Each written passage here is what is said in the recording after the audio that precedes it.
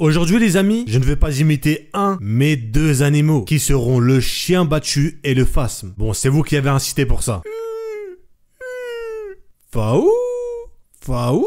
Eh, c'est n'importe quoi, ma chaîne c'est devenu un zoo. Yo la famille, c'est Dezen, alias le chien battu et le phasme du game. Faou. On se retrouve aujourd'hui pour une nouvelle vidéo. Une nouvelle Esquoqui. J'ai sélectionné pour cette vidéo des animés avec un protagoniste qui est un étudiant transféré. Bref, tout ce qu'on kiffe. Si toi aussi tu kiffes, tu peux bien évidemment mettre un pouce bleu. Bah oui, bien évidemment. Mais avant ça, comme d'hab, t'as une image tirée d'un animé qui s'affiche devant toi. Si tu l'as reconnu, mets son nom de BG en commentaire. Parlons tout d'abord de Kalidea Code, qui est un animé super intéressant. Et je vais t'expliquer pourquoi. Alors, pourquoi est-ce que cet animé est intéressant? Eh bien, de base, l'œuvre est un mélange d'œuvres, qui est issu de plusieurs auteurs, qui je trouve ont fait un truc bien sympa. Ici, on aura des enfants qui ont été plongés dans un sommeil artificiel. Et ce, pendant 10 ans. Et quand ils reviennent, avec bien évidemment des pouvoirs, bien évidemment, et bien avec ces fameux pouvoirs, ils devront combattre une entité, une chose mystérieuse et inconnue ayant envahi la Terre. J'ai trouvé le mystère de la trame principale assez intéressant, malgré le fait qu'elle aurait pu être peut-être un peu plus développée. Mais par contre, gros point positif, c'est que le scénario pourra vous mettre une grosse claque. Et moi, les animés imprévisibles, où tu ne peux rien prévoir, je trouve ça incroyable. Et je pense que vous serez d'ailleurs d'accord avec moi, pour dire que c'est les meilleurs. Et d'ailleurs, je vous préviens, il y a pas mal de drames et de trucs tristes. Bref, si vous aimez bien les sushis comme moi j'aime les sushis, vous savez quoi regarder. Full Metal Panic, qui ici nous proposera une histoire où notre protagoniste fait partie d'une organisation secrète et devra protéger une petite Mimi étudiante. Et donc notre ref, pour accomplir sa mission, il va faire genre qu'il est un nouveau étudiant transféré dans la classe de cette fille. Alors que le frérot il est trop balèze, soldat d'élite, tout ça.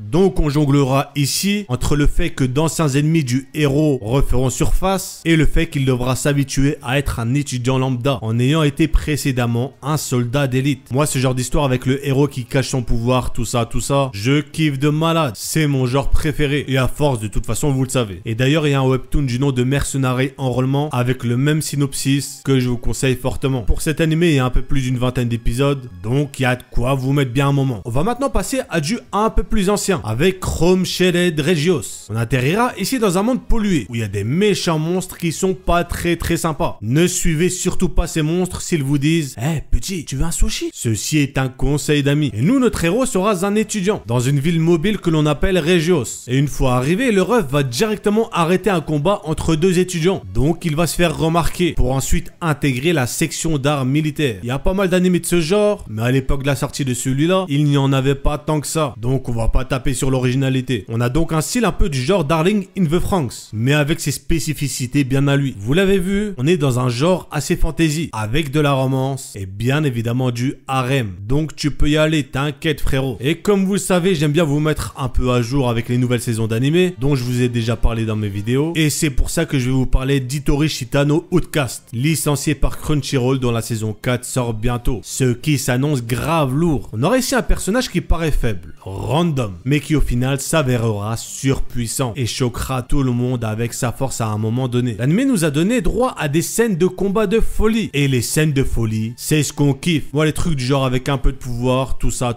c'est les trucs que je kiffe le plus. Et c'est pour ça que j'étais obligé de vous en parler. Bref, pour être court et clair, si vous aimez bien les héros qui cachent volontairement leur pouvoir alors qu'ils sont surpuissants, ainsi que les beaux combats, bah foncez. Qu'est-ce que vous voulez que je vous dise de plus? J'aime les sushis? Ah bah voilà, c'est dit. J'aime les sushis. Bon, du coup, là, je l'ai dit 2 fois. Vous aimez les classiques? Eh bien, je vais vous en présenter un du nom de Rakudai Kishino Cavalry, qui est l'un des plus gros classiques dans le thème magie et école, ainsi que l'un de mes animés préférés dans le style. On suivra ici un personnage issu d'une grande famille, et je précise pour l'univers de l'animé, on sera plutôt dans quelque chose de moderne. Mais notre protagoniste a été en quelque sorte exclu de sa propre famille, car il ne possédait pas de pouvoir. Donc on part sur une base de héros faible.